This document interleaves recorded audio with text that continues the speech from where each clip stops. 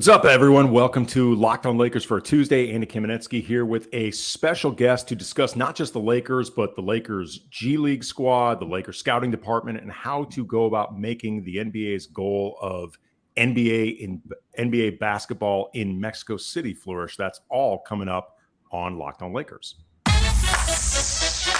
You are Locked on Lakers, your daily Los Angeles Lakers podcast. Part of the Locked On Podcast Network, your team every day.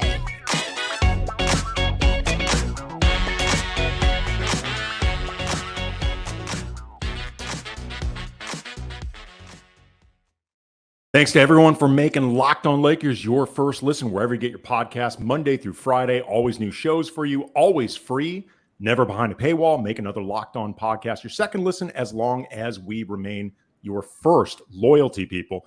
And make sure to subscribe to Locked on Lakers YouTube channel, where you can sometimes get the shows a little bit earlier than the audio, become a part of the comments community. It's a lively and lovely bunch of folks. We just passed 9,000 subscribers, which we are really, really excited about. So thank you all very much for making that happen. Also wanted to let you know that today's podcast is brought to you by Prize Picks. First-time users can receive a 100% instant deposit match up to $100 with the promo code Locked On. PrizePicks.com, promo code Locked On. And with that housekeeping out of the way, let's introduce our guest, Nick Lagios. He is the general manager at Capitanes, the G League team in Mexico City. And he also spent years working in various departments with the Lakers before running Capitanes. He was a video intern with the Lakers, just like Frank Vogel. So it means that Nick is on his way to eventually getting a ring as a coach. He's also a developmental basketball development coordinator with the big club, spent several seasons with the South Bay Lakers with a few jobs, including director of basketball operations and player development. He was there when Alex Caruso went from obscure prospect to the Eagle, as JaVale McGee dubbed him, and he's very familiar with everything going on in El Segundo. So, Nick, thank you very much for joining us, man. Thanks so much for having me. I'm a longtime listener. Actually listened to the podcast this morning after the big win last night. So damn right you did. That was awesome. I didn't see it. I watched the highlights this morning, but thanks for having me.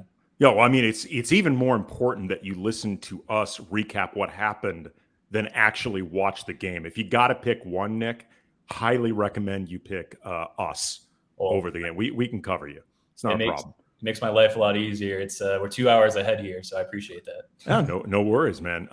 So we're going to get to Capitanes in a minute over the course of the show, but I wanted to start with the Lakers because, as I mentioned, you worked for the Lakers, but you are a big Laker fan. You and I have talked a lot about this before. The Lakers coming off that thumping of the Wizards. They had that signature win over the Bucks. AD's playing at an MVP level.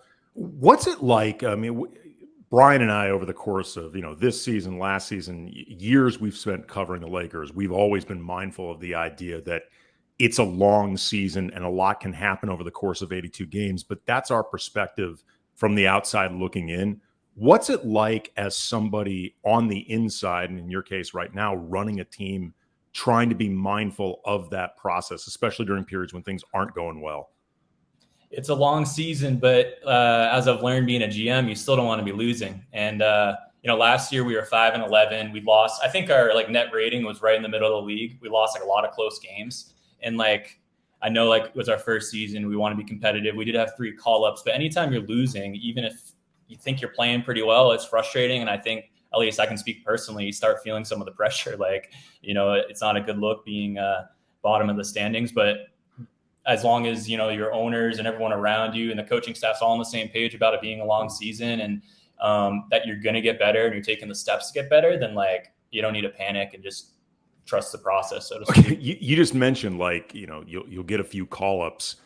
Mm-hmm. How difficult is it when either you are starting to win and then somebody gets called up, so that derails a little bit of what you're doing, or even worse, you're struggling, then somebody gets called up and you're like, okay, not only are we not playing well, we just lost one of our best players, which is in some respects the goal. You want these guys to get called up, but for your actual team, it's disruptive. Totally. I remember a specific example. So, a G League staff, they obviously want the Lakers or any parent team to do well. But I remember one time we lost a really close game, and I think we were either first or second, trying to get into the G League playoffs. It was like March.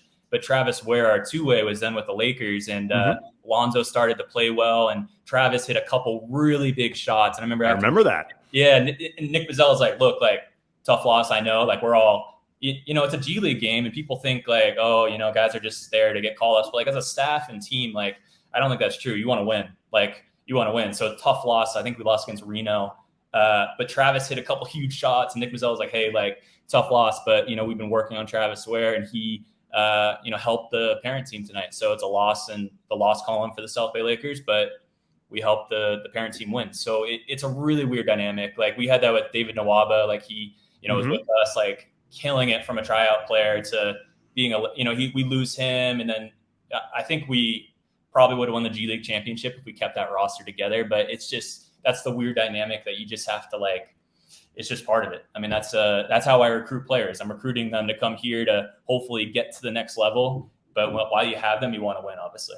When you were talking earlier about the stuff going well for the Lakers right now, Russell Westbrook and that move to the bench, where he has really flourished. I think he has cemented himself right now, particularly with the Lakers winning in the Sixth Man of the Year conversation, one of the front runners. That was not an easy adjustment for him. And while I think he has actually fully embraced it to the point now of enjoying it, I don't think in the beginning, I think he accepted it. And I think he accepted it with the right attitude, but I don't think he was necessarily happy about it. How difficult is it to get guys to accept a role that maybe they can, they can understand big picture why it would be better for the team, but they don't necessarily understand why it would be better for them, or it's just, this isn't what I do. This isn't the way I like to play. How hard is it to sell guys on that? I think, well, in the G League, it's really hard because in G League, guys aren't making millions of dollars. So if a guy is coming off the bench or playing reserve role, it's like, I can't really, there's not much I can say. Maybe we can find a better situation for them if they really want to go down that road. But in the NBA, I think if you're playing reserve role and you're winning, it's a much bigger difference than if you're playing reserve role and you're losing. So like Andre Iguodala coming off the bench with the Warriors, okay, like they win championships. Like, I'm not saying that's the only reason why they won championships, but he came as a reserve role and they win. Now the Lakers, Westbrook off the bench. I don't know what his stats are as a starter versus off the bench, but he's playing much better off the bench. Much better. And I think, like, I always kind of envisioned him being like the middle relief pitcher for the Lakers. Like, LeBron goes out, he can kind of like rest, and then Westbrook can just fill those times because he's such a talented player. And I think that type of rotation is working out perfectly. Again, I'm not like watching it as I'm watching more as a fan than a GM at this point, but that's my outside perspective. Well, okay. Let me ask you this then. From the fans' perspective, Russ obviously has had a difficult time with his relationship with the Laker fan base. And, this is something that I can't recall the last time I've seen a player going from this much of a visceral dislike from the fan base to becoming a fan favorite the way Russ had. Like, the only comp I can think of over maybe the last 20 years with the Lakers is Dwight Howard's second stint with the Lakers versus his first, where he left absolutely despised and Kobe kind of gave him a kick in the ass on the way out. Yep. Like, from your perspective as a fan, what's it like seeing this with Russ? I mean, I think, LA, the major cities in the US and obviously major universities, they a lot of them just expect to win. So I think just when things go bad, it's just easy to go at one thing. Why that happens, like, I think just human nature, you need to pick a target. Like, oh, why are we losing? Oh, it's this. But I think Laker fans at the same time, they love rallying around a guy, as we saw with Caruso and guys who like play their role really well. Dwight Howard became like a massive fan favorite. So I think if, as he's doing right now, if he keeps out going, you can become a LA legend more than he already is. Because like last year, Russ claimed all the time, and it's something I even asked him about directly, that he was making the adjustments that Frank Vogel was asking of him. And you can debate whether or not he was actually doing it, but the one thing you can't debate was that he had zero enthusiasm whatsoever about doing it. Yeah. Seeing the way he's doing this stuff right now and enjoying himself in the process, it's really fun. I mean, I covered this team half as media half as a fan myself, so it is really enjoyable. All right, coming up next, though, you spent time with the Lakers in developmental elements of it. You've seen in particular their work with scouting, and it's, I think, the strongest part of the front office, but it's something that you do now with Capitanes. You identify talent, and you do it often from a position that the Lakers scouting departments had to do it in, which they're not targeting lottery guys, and there's a science to that. So I wanted to talk with you about what that's like, and we'll get into that next. Locked On Lakers brought to you by Prize Picks. Okay, Laker fans, if you have not signed up yet for Prize Picks, you are missing out, because this is daily fantasy made easy. Prize Picks has the best NBA DFS prop game on the market. Pick 2 to 5 players and predict whether they will notch more or less than their Prize Picks stats projection. And Prize Picks offers projections on any sport that you watch, everything from NFL to men's and women's college basketball, NASCAR, esports, freaking disc golf. Award-winning app on the App Store. It's available also Google Play. Prize Picks entries can be made in 60 seconds or less. It's really easy, safe, fast withdrawals. And if you go download the Prize Picks app or go to prizepicks.com right now, you can play daily fantasy sports and receive a 100% instant deposit match up to $100 with the promo code Locked On. Again, deposit $100. Prize Picks will give you $100 to play with. But don't forget the promo code Locked On at sign up for the instant match. If you are not playing Prize Picks, you don't know what you're missing.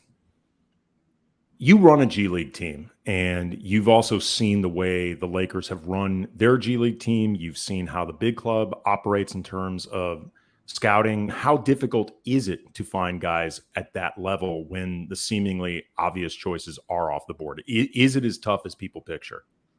Well, so with the South Bay Lakers, Nick Mazzella and I, Joey Buss, the whole South Bay staff, actually, a lot of the coaches kind of become scouts in the offseason. We focus mainly on the guys who are going to go undrafted. Obviously, you don't really know who's going to be drafted and undrafted, but we'll be looking at guys who be looking like second round to undrafted.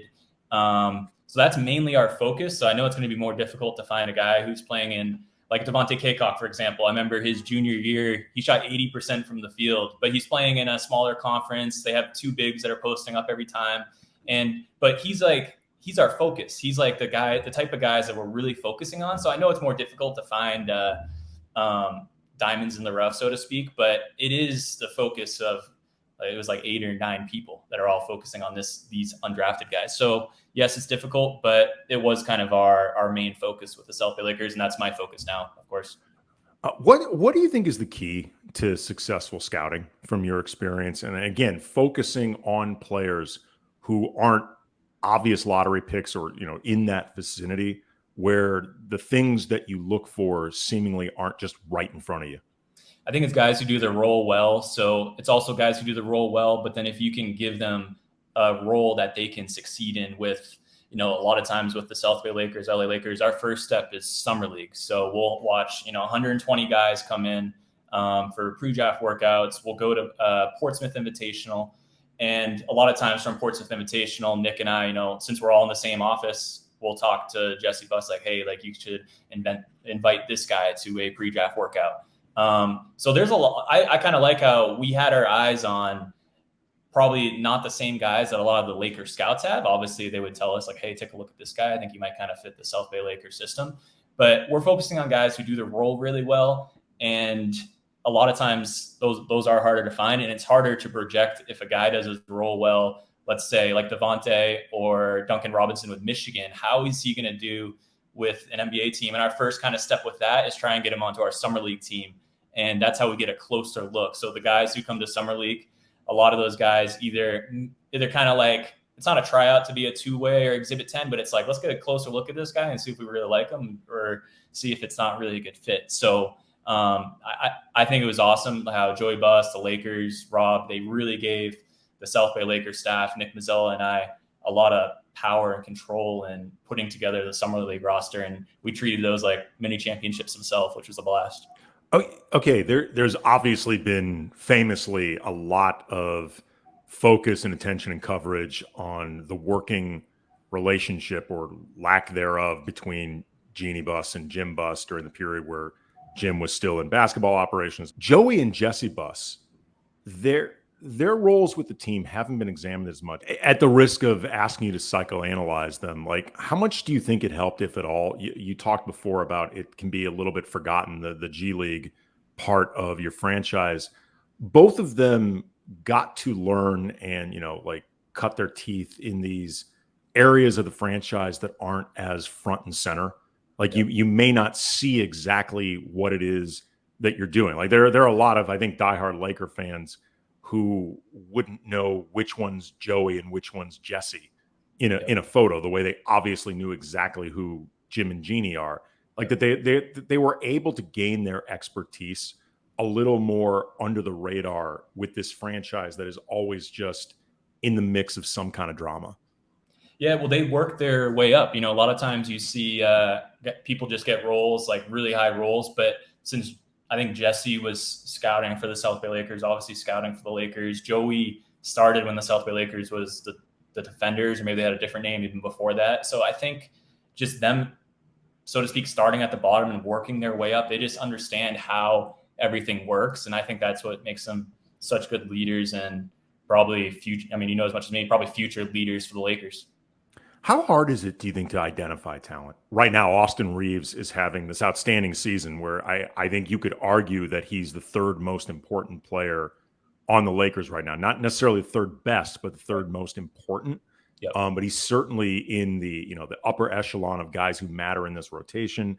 Alex Caruso was a critical part of a championship team. There are still a lot of Laker fans and two Laker podcast hosts who cannot believe the Lakers let him go. Guys like that, did the league just miss with them altogether? Like, because they're clearly NBA players. Or, a guy like Fred VanVleet. I mean, he went from undrafted to, I believe, all NBA. Yeah. Do they just miss altogether at times, do you think? Well, I think so. With Caruso, we had Josh Majette, really good, one of the best G League point guards probably ever. But Caruso was always so tough against him. And I'm not going to say he outplayed Josh, because he'd probably get on me, and he's one of the best offensive point guards I've ever seen in the G League. And then I think what happens is, like, Caruso as a G League player is much different than Caruso as an NBA player. And Caruso is a much better NBA player than he is a G League player, because he's like an elite role player. And with the South Bay Lakers, he was our point guard. So, like, sometimes it wasn't like the most natural fit at point guard. We also had Scott Machado. But when he can play off the ball, when he can play as your third best player, which I think he was on the championship team, then he flourishes. So I think sometimes it's hard for teams to project if a guy is like the go-to player on a G League team, how does he fit on the NBA team? And there's really no way of seeing it until a guy gets called up. But even before that, though, like, because those guys that I mentioned, Reeves and Caruso and VanVleet, like, they went undrafted. Like, it's not even a matter of trying to envision how they could make the transition from the G League to the NBA, which is obviously, an evaluation process in and of itself. But those were guys that teams just let become undrafted free agents who are clearly NBA players. Yeah.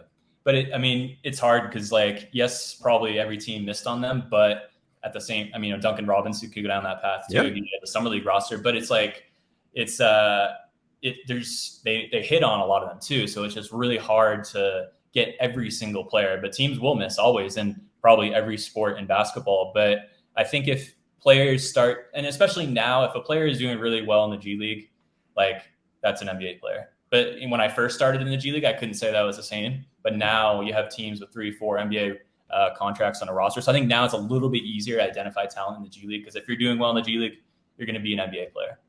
What, you're a Laker fan. You've made no bones about this.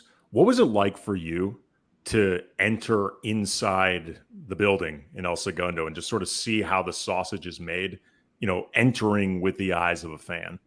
Surreal. So I actually grew up a massive Celtics fan, which is pretty funny, but I worked good talk, Nick. Yeah. All right. See you guys.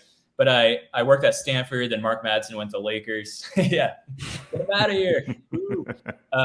It was a joke. I walked in the first day, I remember, and I met James Worthy. I'm just like, come on, like, this is crazy. I grew up as basically a basketball fan who wanted to work in basketball, I just couldn't imagine working in anything else. But I was like, oh, it's a dream. It won't work out. But then to finally get into the Laker building was just like, even though it said Los Angeles Defenders, I didn't care. It said Los Angeles Basketball. I'm like, this is the coolest thing ever. So yeah, I mean, it's definitely, you get starstruck sometimes.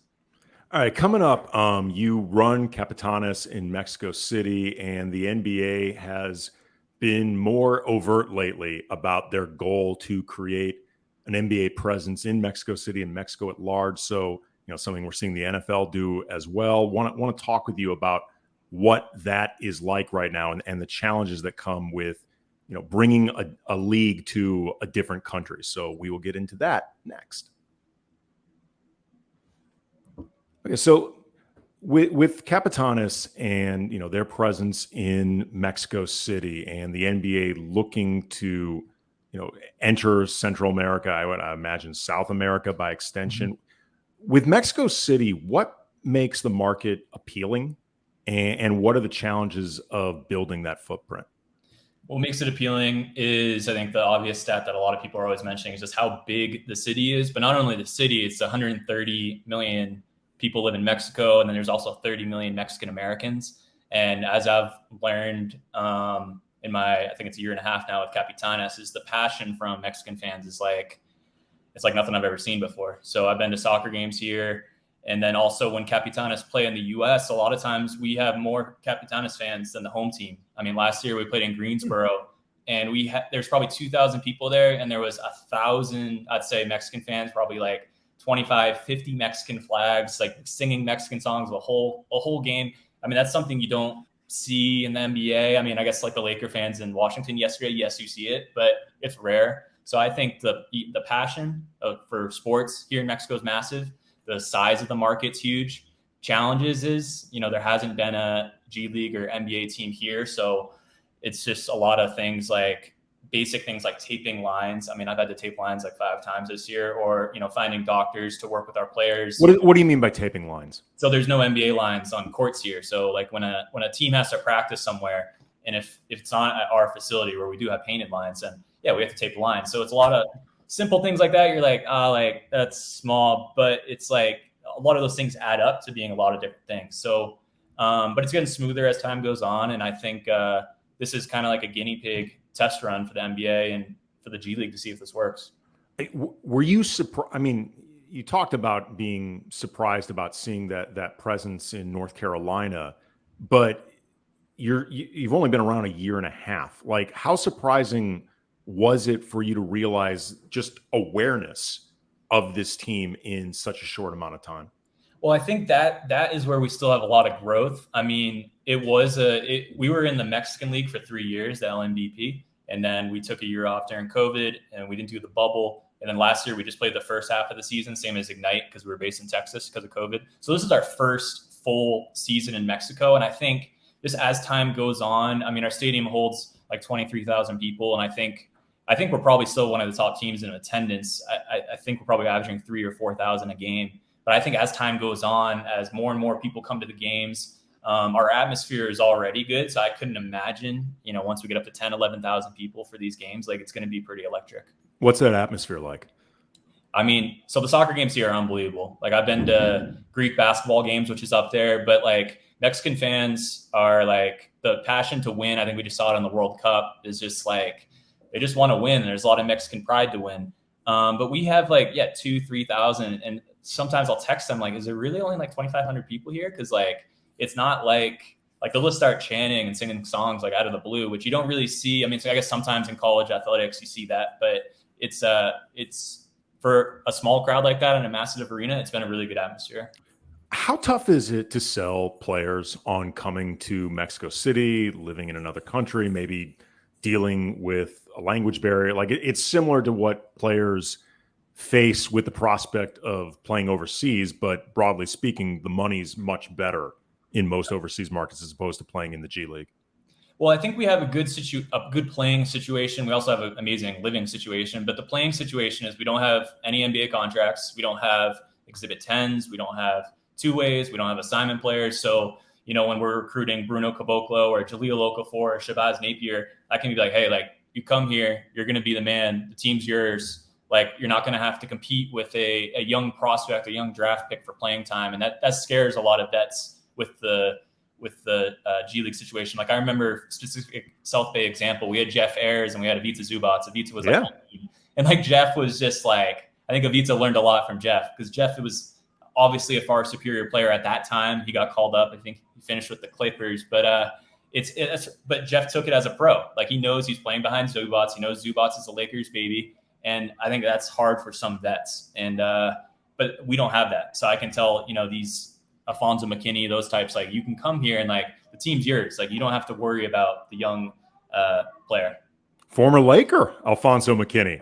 Alfonso's awesome. Like I think he's a good guy. I wasn't there. I wasn't in the building when he was there because of COVID, but I was texting a lot of like Laker staff, like, hey, like put in a good word. And he's been like the first major player to commit to us. And we're really thankful for that. Yeah, he's a really good dude. You talked about the living setup for players being really great. What about it is so great? So there's a neighborhood. I live in Roma in Mexico City, but there's a neighborhood called Polanco, which is like, it's like a European Beverly Hills. I think that's the best way to put it. It's like walkable area, very nice. It's safe. And then there's like I'm not a foodie. I've started to appreciate food a little bit more, but there's like amazing restaurants all within like a 3-minute walk of the place. So it's, for a G League situation, I think it's as good as any team could ask for. Obviously the traffic is brutal, and our facility is not across the street, like at the South Bay Lakers. Like it's like a 15-minute drive. I mean, it's not the worst thing, but the traffic's real here, but it's a great G League situation. And hopefully it just gets better and better as years goes on here. You said you're not a foodie. Please tell me you're not one of those Americans that complains that they don't make Mexican food right in Mexico. I wouldn't be that. And honestly, a lot of stuff here is too spicy, so I prefer like the LA version. Oh, come on, man. I'm a little wimp with that. But no, like, yeah, the food's good here. Soft, man.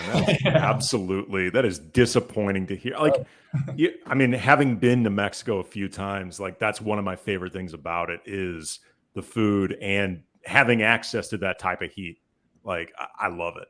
And a lot of times it's like I know there's great restaurants in LA, but it's just, I don't care about food that much. And also it'd be way out of my price range. But now it's like, you can get, I think the difference here, you go to a basic little restaurant and they treat it like it's like a Michelin star place. Like they give, it might take you a little bit longer to get your like, burrito or chilaquiles, but all the effort is there to make it the best that they can make it. And they do a great job. Kobe is obviously, is huge in LA.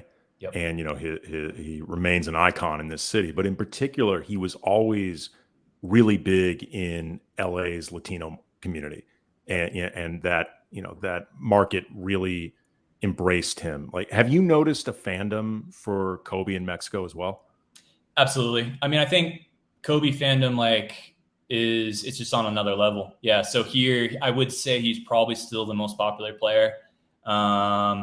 And then the Lakers down here. Yeah, I'd say Lakers, San Antonio, Miami are actually going to come. I was going to do Miami as the third.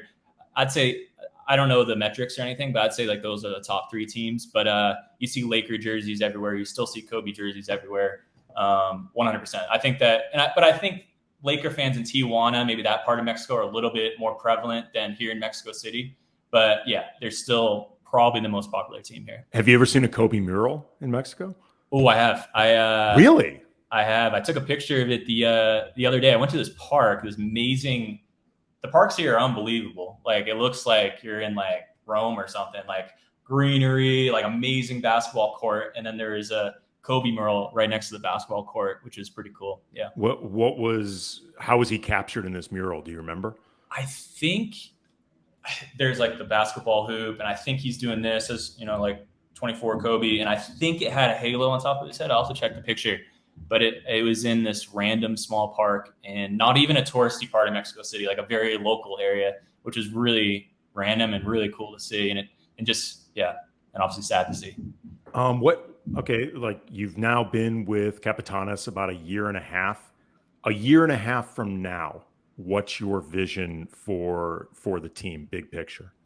I think so on the non-basketball side, just keep growing the brand. And I think, most GMs don't really think about these things or like really care, but that's a big part of our project, just to help bridge, I think Mexico City and Mexico with the US. That's one of the big things, but also to really make this like Mexico's basketball team. And I know we are that right now, but I just think as time goes on, that'll grow and grow. So on the basketball side, hopefully we keep winning because I think fans like going to winning teams. So that's going to help. But we're going to try and do Summer League. I have no idea if that's possible. And yeah, I just hope the brand keeps getting bigger in a year and a half. And I hope our fans just keep really showing up. Nick Lagios, he is the general manager at Capitanes, spent years working in various departments for the Lakers, including the South Bay Lakers.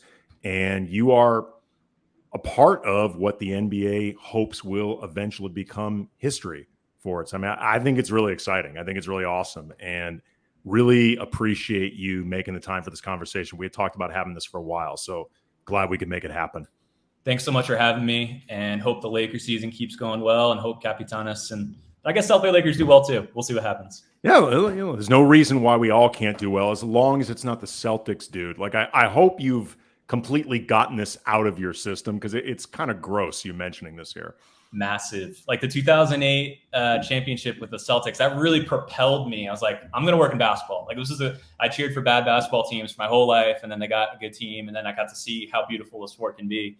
But yes, I grew up a massive Celtics fan, but at the same time, there's no team I'd want to work more for than the Lakers. I mean, that's like a historic and just unbelievable franchise and family that I was a part of for 5 years. So it was an honor working for LA, and I loved it. That's awesome, man. All right, so obviously more shows coming up this week. We'll have reactions to the game in Cleveland, the reaction to the game in Toronto. Got some other good guests lined up for the week. So thank you all very much. Again, Locked On Lakers on YouTube. Subscribe to the channel, and we will see everybody on Wednesday.